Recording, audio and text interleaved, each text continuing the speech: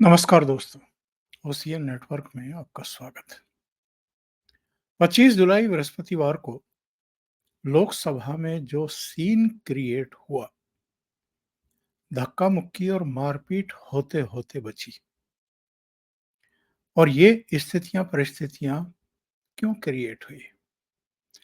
एक बार फिर राहुल गांधी को देखा गया अपने सांसदों को उकसाते हुए, और उधर से यानी भारतीय जनता पार्टी की तरफ से जो केंद्रीय मंत्री हैं रवनीत सिंह बिट्टू, वो अपनी कुर्सी छोड़ कर के आगे की तरफ आ गए थे, और कांग्रेस के सांसदों की तरफ से भी कई पीछे से कूदते फांदते हुए आगे की तरफ पहुंच गए थे।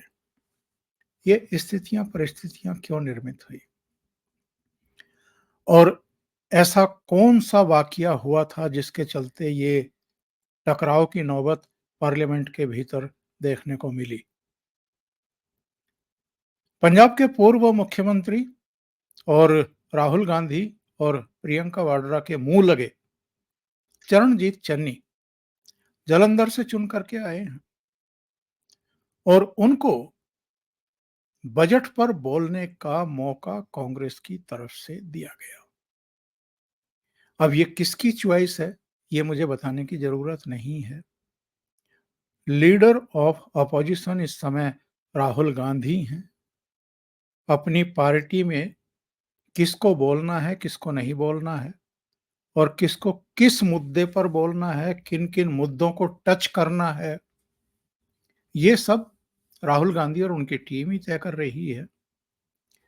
तो चरणजीत चन्नी जिस अंदाज में बोल रहे थे, जिस तरीके से वो प्रधानमंत्री का भी लिहाज नहीं कर रहे थे, गृह मंत्री का भी नहीं कर रहे थे, वित्त मंत्री का भी नहीं कर रहे थे, उससे हमें ये पता चलता है कि एक्चुअल में एक रणनीति बनाई गई है पार्लियामेंट के दोनों फ्लोर के लिए, राज्यसभा के लिए भी और लोकसभा के लिए भी।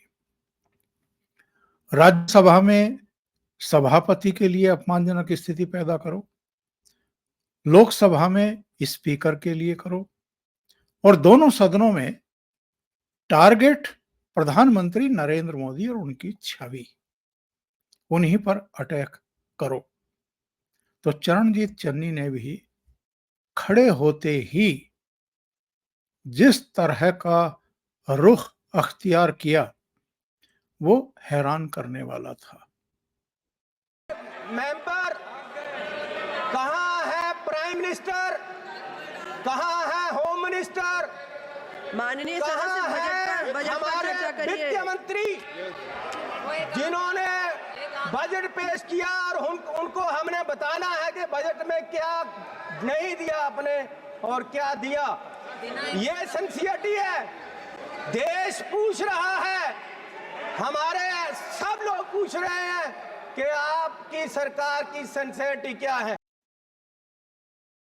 चरणजीत चन्नी जब से खड़े हुए बजट पर बोलने के लिए, तभी से प्रधानमंत्री को ललकार रहे थे, होम मिनिस्टर को, फाइनेंस मिनिस्टर को, यानी उनकी सारी सरकार को ही, और सरकार की सिंसियरिटी को एक तरीके से चुनौती देने की कोशिश कर रहे थे।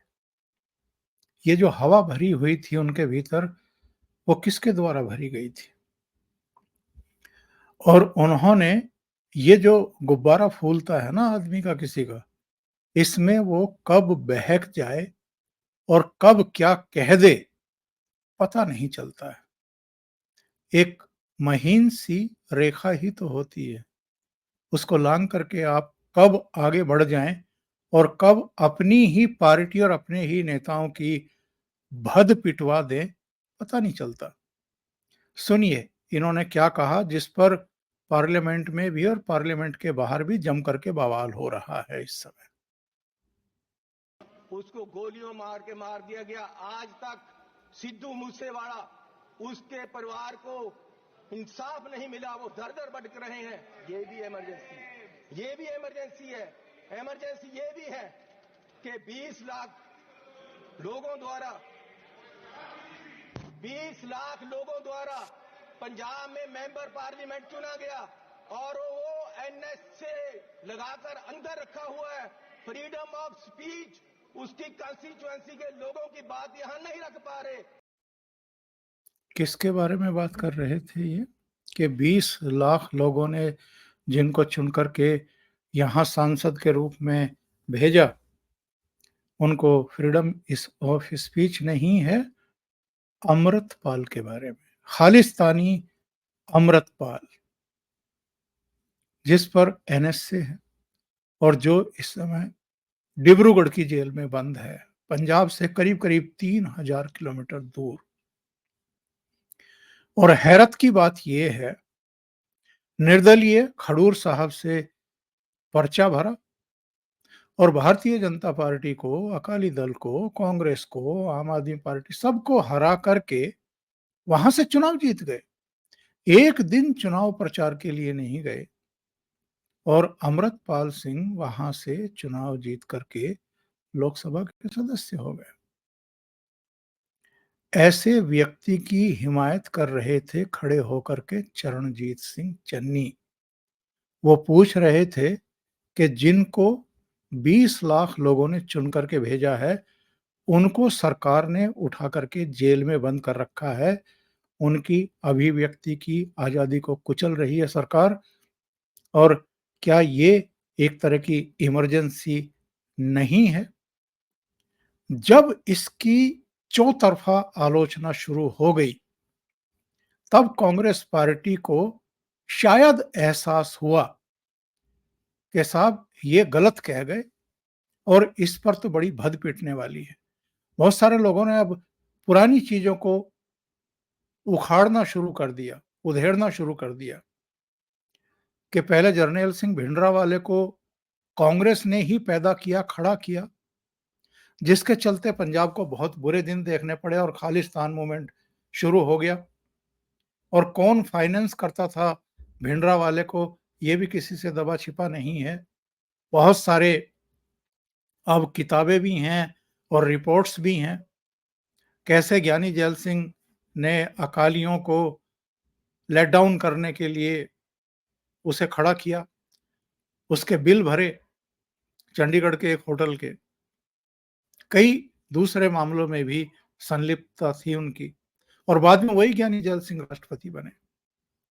और उसके बाद क्या क्या घटनाएं हुई, ये कोई भूल नहीं सकता है।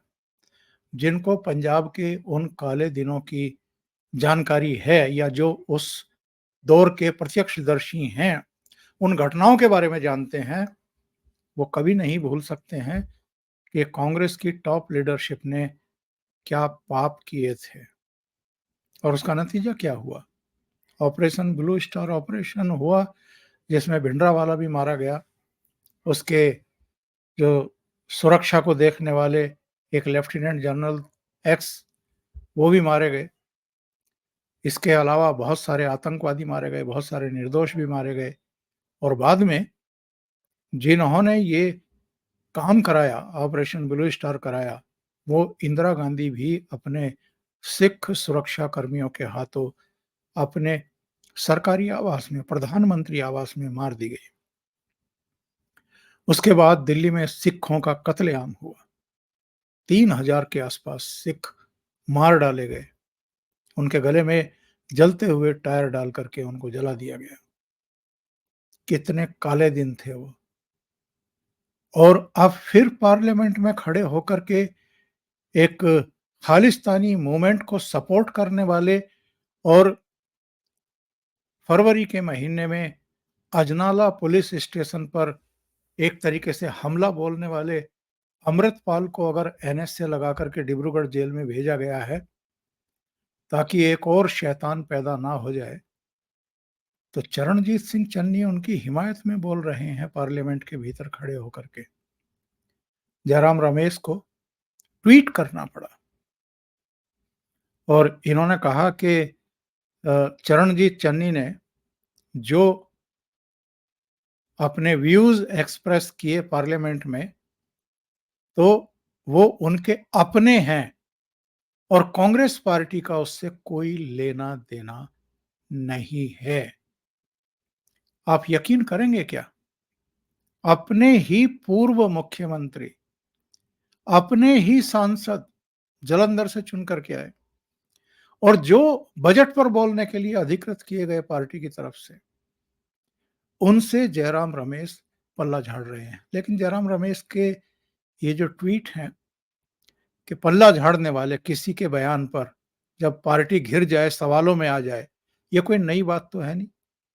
चरणजीत सिंह चन्नी से पहले इनका एक और देख लीजिए, ये दिग्विजय सिंह के एक बयान पर सर्जिकल स्ट्राइक और कुछ दूसरे मसलों पर उन्होंने एक बयान दिया था, उससे भी इन्होंने पल्ला झाड़ा था। एक और देखिए, ये अभिषेक मनु सिंघवी के किसी बयान से इन्होंने पल्ला झाड़ा था। एक और देखिए, सैम पेट्रोडा, जिन्होंने देश के भीतर ही रहने वाले लोगों, किसी को चीनी बता दिया था कि चीनी जैसे लगते हैं, किसी को अफ्रीकन बता दिया था, किसी को गोरे बता दिया था, किसी को अरबी बता दिया था। उसका भी इन्होंने खंडन कर दिया कि उन कांग्रेस से इस बयान का कोई लेना देना नहीं, जबकि सब जानते हैं कि इनकी जो कांग्रेस है विदेश मामलों की, उसके वो अध्यक्ष हैं। लगातार इनकी तरफ से इस तरह के बयान, मनीष तिवारी का भी एक लेख छपा था अग्निपथ पर, उससे भी दूरी बना ली इन्होंने। और ये स्थितियां परिस्थितियां क्यों निर्मित हो रही हैं भाई? चरणजीत चन्नी के बारे में कौन नहीं जानता है? और चरणजीत चन्नी ने पार्लियामेंट में खड़े होकर के जिस तरीके से प्रधानमंत्री, गृह मंत्री, वित्त मंत्री के बारे में ललकार करके पूछा कि कहां है वो, इससे ज्यादा असभ्यता और क्या हो सकती है? और जिस तरह अमृतपाल का एक तरीके से समर्थन किया, उसने तो पूरी पार्टी को ही कटघरे में खड़ा करके रख दिया। और जो रवनीत बिट्टू के साथ इनकी झड़प हुई, वो जरा देखिए, उसने तो इनको पूरी तरीके से एक्सपोज ही कर दिया। आपके पिताजी शहीद हुए थे, माननीय सदस्य लेकिन जी, मैं आप आपको अपनी कह बात दूं वो उस कंप्लीट दिन करिए। नहीं मरे थे, वो उस दिन मरे जिस दिन आपने कांग्रेस को छोड़ा। निवेदन करना चाहता हूं कि इन्होंने मेरा नाम लिया, मेरे दादाजी सरदार बेअंत सिंह जी, उन्होंने कुर्बानी देश के लिए दी, कांग्रेस के लिए नहीं दी, देश के लिए दी। और ये इस चन्नी की बैठो। ये अपनी जायदाद पूछे इनको, ये आप गरीबी की बात कर रहे हैं? अगर सारे पंजाब से सबसे अमीर आदमी ये ना हो और सबसे करप्ट ना हो, मैं अपना नाम बदल दूंगा। हजारों करोड़ का मालिक ये चरणजीत चन्नी है। और ये गोरा किसको कह रहे हैं? माननीय सदस्य सोनिया गांधी जी, वो कहाँ के हैं ये पहले बताएं भाई। सोनिया गांधी जी कहाँ के हैं? ये सबसे मीटू में, ये सारे केसों में ये सबसे करप्ट है। ये रवनीत सिंह बिट्टू ने एक तरीके से चरणजीत चन्नी को सदन के भीतर ही धो करके रख दिया। उन्होंने कहा कि ये पंजाब के सबसे अमीर लोगों में से है, ये गरीबों की बात कर रहे हैं यहाँ खड़े होकर के। मी टू केस में ये इन पर गंभीर आरोप लगे, करप्ट ये, और कई दूसरे मामले इनके ऊपर, कई दूसरी जांच इनके खिलाफ चल रही है। ये स्थितियां परिस्थितियां क्यों निर्मित हुई? और कांग्रेस की चरणजीत चन्नी ने आखिर सदन के भीतर ही खड़े होकर के भद क्यों पिटवा दी? बड़बोलापन, अहंकार तो साफ साफ दिखाई दे रहा है, एक रणनीति भी दिखाई दे रही है। और ये रणनीति किसके स्तर पर बनी थी? उन्हीं के स्तर पर बनी थी जिन्होंने चरणजीत चन्नी को कैप्टन अमरिंदर सिंह को हटा करके पंजाब का मुख्यमंत्री बनाया। और आपको वो घटना याद होगी जब चरणजीत चन्नी मुख्यमंत्री थे, पंजाब, उत्तराखंड, उत्तर प्रदेश, मणिपुर, गोवा, 5 राज्यों में चुनाव होने वाले थे और प्रधानमंत्री नरेंद्र मोदी फिरोजपुर में एक रैली को संबोधित करने के लिए पंजाब गए थे। किसी भी देश के प्रधानमंत्री की जो सिक्योरिटी होती है वो टॉप लेवल पर उसको रखा जाता है। लेकिन इन्होंने पंजाब के मुख्यमंत्री होते हुए भी प्रधानमंत्री नरेंद्र मोदी की जान को खतरे में डलवा दिया था। वो जब जा रहे थे तो आम तौर पर जिस रास्ते से वो गुजरते हैं वो पूरी तरीके से साफ होता है। किसी तरह की कोई बाधा रुकावट हो ही नहीं सकती है जहां से प्रधानमंत्री गुजरते हैं। लेकिन अचानक वहां बहुत सारे लोग आसपास के गांव से पहुंच गए और सड़क को उन्होंने अवरुद्ध कर दिया, बाधित कर दिया। प्रधानमंत्री एक पुल के ऊपर करीब 15 से 20 मिनट तक खड़े रहे और इस पुल से पाकिस्तान की सरहद मात्र 25 किलोमीटर बताई गई है।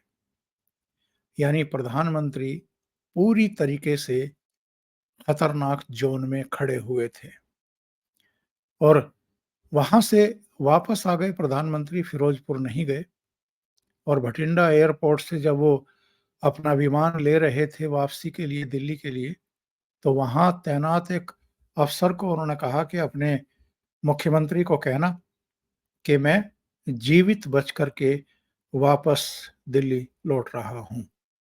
ये वही चरणजीत चन्नी है। एक बात और, इससे आप जरा और बेहतर तरीके से समझ पाएंगे कि चरणजीत चन्नी को क्यों खड़ा किया गया पार्लियामेंट में बोलने के लिए। एक दिन पहले की ही बात है, किसानों के नाम पर जो आंदोलन किए जाते हैं या आंदोलन करने वाले हैं, वो राहुल गांधी से मिलने के लिए पार्लियामेंट पहुंचे थे और वहां पर उनसे उनकी मुलाकात कराई गई थी। ये वहां के सीन है और ये जो ज्ञापन देते हुए दिखाई दे रहे हैं, इनका नाम है जगजीत सिंह डल्लेवाल। और ये वही डल्लेवाल है जिसने ये कहा था लोकसभा चुनाव से पहले और मंदिर के प्राण प्रतिष्ठा समारोह के बाद कि साहब, नरेंद्र मोदी की जो लोकप्रियता है वो इस समय बहुत ऊपर है और वो जो है नीचे लानी है। समय बहुत कम है और ये काम हमें करना है। आप बहुत ਮੰਦਰ ਦੇ ਕਰਕੇ ਉੱਪਰ ਚੜ ਗਏ ਉਹ ਨੁਕਸਾਨ ਉਹ ਇਹਦਾ ਗ੍ਰਾਫ ਡਾਊਨ ਕਿਵੇਂ ਆ ਸਕਦਾ ਹੈ ਮੈਂ ਬਹੁਤ ਵਾਰੀ ਜਦੋਂ ਮੈਂ ਪਿੰਡਾਂ ਦੇ ਵਿੱਚ ਤਿਆਰੀਆਂ ਕਰਾਉਂਦਾ ਫਿਰਦਾ ਸੀ ਬਹੁਤ ਵਾਰੀ ਲੋਕਾਂ ਨੂੰ ਇਹ ਕਹਿੰਦਾ ਸੀ ਕਿ ਮੌਕਾ ਬੜਾ ਥੋੜਾ ਹੈ ਗ੍ਰਾਫ ਉਹਦਾ ਬੜਾ ਉੱਚਾ ਚੜਿਆ ਹੋਇਆ ਦਿਨ ਸਾਡੇ ਕੋਲੇ ਥੋੜੇ ਆ ਕੀ ਅਸੀਂ ਇਹਨੇ ਥੋੜੇ ਦਿਨਾਂ ਦੇ ਵਿੱਚ ਗ੍ਰਾਫ ਇਹਦਾ ਡਾਊन ਕਰ ਲਾਂ। इनको कौन लेकर के आया था राहुल गांधी से मिलवाने के लिए? चरणजीत चन्नी। चरणजीत चन्नी ही इनके साथ आए थे और राहुल गांधी से मिलवा करके इनको वापस भेजा। इस डेलीगेशन में जरा देखिए, इसमें राहुल गांधी के अगल बगल दल्लेवाल खड़े हैं, पंधेर खड़े हैं, कुछ दूसरे नेता खड़े हैं और पीली पगड़ी में जो दो लोग खड़े हैं इनमें एक चरणजीत चन्नी भी है।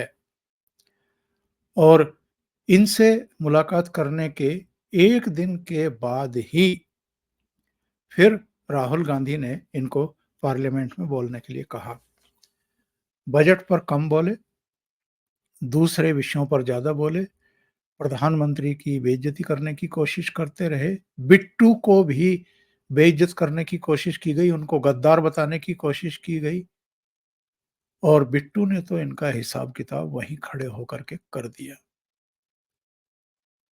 तो राहुल गांधी क्या खेल खेल रहे हैं, ये पूरी घटना से एक्सपोज होता है और इन्हीं नासमझियों की वजह से पूरी कांग्रेस के ऊपर, उसकी सोच के ऊपर और जो देश विरोधी ताकतें हैं यानी खालिस्तानी हैं, उस जमाने में यानी इंदिरा गांधी के समय जर्नैल सिंह भिंडरावाले को खड़ा करना और अब अमृतपाल की पैरवी करना पार्लियामेंट में खड़े होकर के, इससे पता चलता है कि कांग्रेस ने ना तो इंदिरा गांधी की हत्या से कोई सबक लिया, ना सिखों के कत्लेआम से कोई सबक लिया, ना पंजाब के उन काले दिनों से, ना ऑपरेशन ब्लू स्टार से।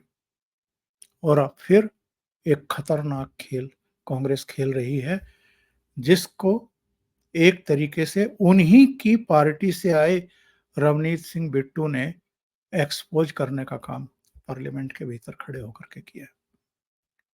अभी के लिए इतना ही। बहुत बहुत धन्यवाद। अगर आपको ये चैनल और इसके कंटेंट पसंद आ रहे हैं तो लाइक करें, कमेंट करें, वीडियो को शेयर भी करें। अभी तक अगर आपने ये चैनल सब्सक्राइब नहीं किया है तो सब्सक्राइब करना ना भूलें, साथ में लगे बेल आइकॉन को दबा दें ताकि आगे आने वाले वीडियो और उनके नोटिफिकेशन आप तक पहुंचते रहें। बहुत बहुत धन्यवाद। नमस्कार।